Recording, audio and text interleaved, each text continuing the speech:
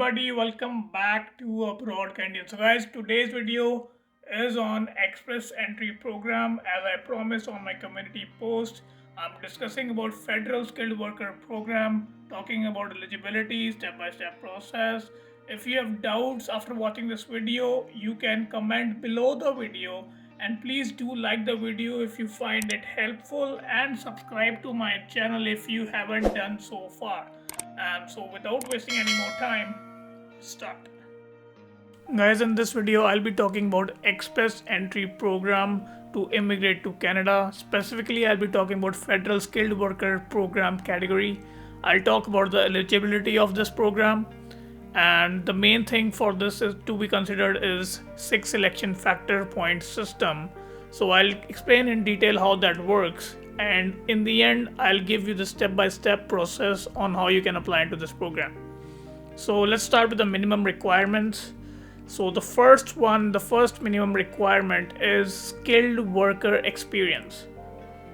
That basically means is that you need to have job experience in either of these three categories, that is NOC A, NOC P or NOC 0. So NOC 0 basically means is managerial jobs, NOC A will mean professional jobs, and NOC B will mean technical jobs or skilled trade jobs. So to apply in this program, you need to select one NOC code that belongs to any of these three categories, and you will need minimum of 1 year of full-time continuous paid work experience in last 10 years.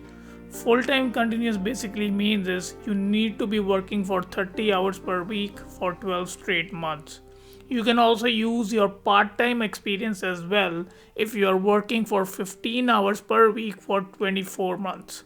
Make sure that your work experience is continuous. Important thing to note is work experience gained while you were studying may count towards your minimum requirements if the work experience was paid and continuous. Second requirement is language requirements.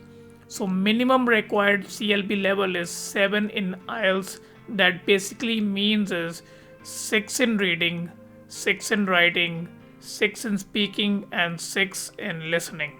Third is the education requirements. So you need a certificate, diploma, or a degree equivalent to Canadian high school or a post-secondary institution. Fourth is the proof of funds, which will depend on number of family members accompanying you in your application. If you're the only one on the application, you will need 12,960 Canadian dollars, and if you have an accompanying partner, let's say your spouse, then you will need 16,135 Canadian dollars, and so on and so forth. Now let's move on to the step-by-step process to apply into this program.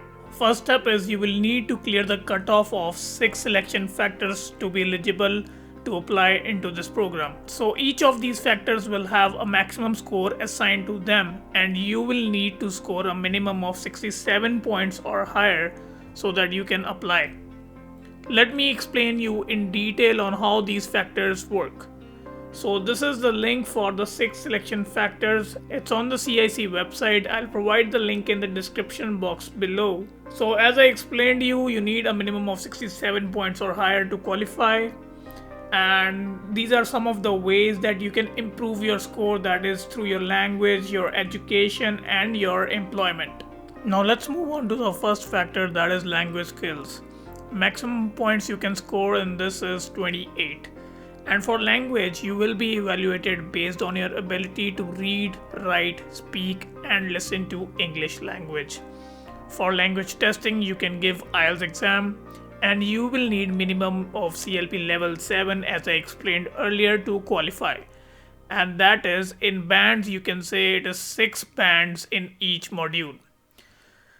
And as you can see here in the table, so if you score 6 bands in each module, you will be awarded 4 points for each module. So that means 16 points in total. You can get additional points if you score minimum CLB level 5 in all 4 abilities in the second official language of Canada, that is French.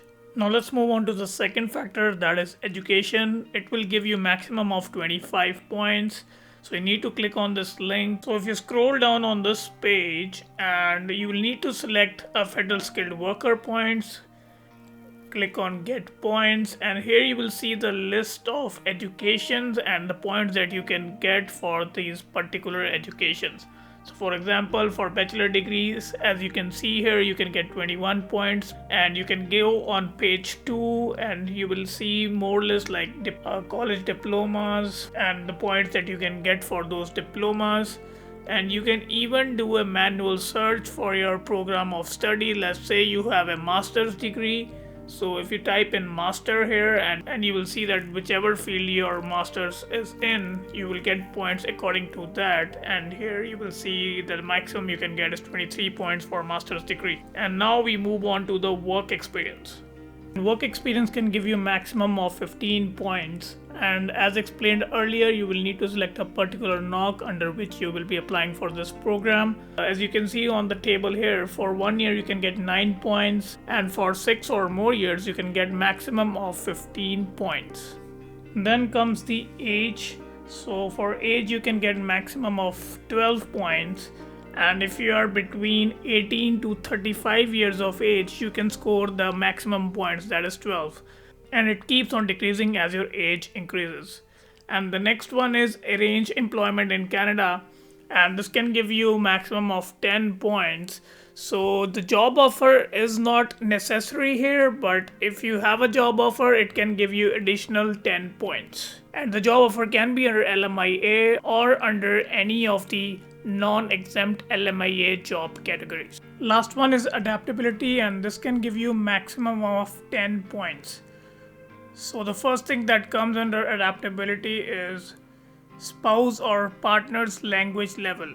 So if you have a accompanying spouse on your application and they have a CLB level of 4 or higher in either of their English or French exams, you can get a maximum of 5 points for that. Second is past studies in Canada. So if you have completed at least 2 years of full-time study program in Canada, then you can get 5 points for that. Next in the line is partner study in Canada. That can also give you 5 points as well. Next one is past work experience in Canada. So if you have a past work experience in Canada for a period of 1 year, that is minimum of 1 year, in NOC 0, A or B, that can give you 10 points. Spouse or partner's experience in Canada can also give you 5 points. Next one is arranged employment in Canada.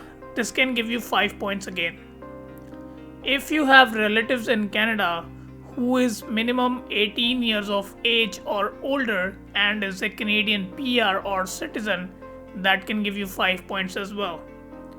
The example of relatives can be a grandparent, child, grandchildren, etc. Although you can see here there are a lot of adaptability factors mentioned, but you can only claim maximum of 10 points from these. It doesn't matter if you qualify for more, you can only get maximum of 10 points from adaptability factors. Depending on your profile, calculate your score, and if it is more than 67, it makes you eligible to apply into this program. And you can proceed to the next step, that is create an express entry profile and enter the express entry pool. And once you enter your express entry pool, your chances of getting an invite for PR will depend on your CRS score. This is the link for online calculator on how you can get your CRS score. I will share it in the description box below. I recommend that before you create your profile, you should have your IELTS and education credential assessment completed. Once you create your profile, you will have 60 days to finish and submit it. After that, you will need to wait for the express entry draw so that you know the CRS score cutoff. And if your CRS score is more than the cutoff, you will get an ITA. The latest cutoff was 472 for Federal Skilled Workers Program. You will need to apply for PR within 60 days of getting the ITA. So guys, that's all for today's video. If you have any doubts in any of the steps or the eligibility criteria, I know a lot of people have doubts with eligibility criteria for this program because sometimes it gets confusing. So if you still have doubts after watching the video, do let me know in the comment box below. And as I said in the beginning of the video, that you can follow me on Instagram, message me there if you want me to help you out with calculating your CRS score as an example, or check your eligibility for Federal Skilled Worker Program. I'll definitely try and help you out, and make sure to subscribe to my channel and leave a comment if you find it helpful, and do not forget to hit the like button. So that's all from my side. Until we meet next time, bye bye.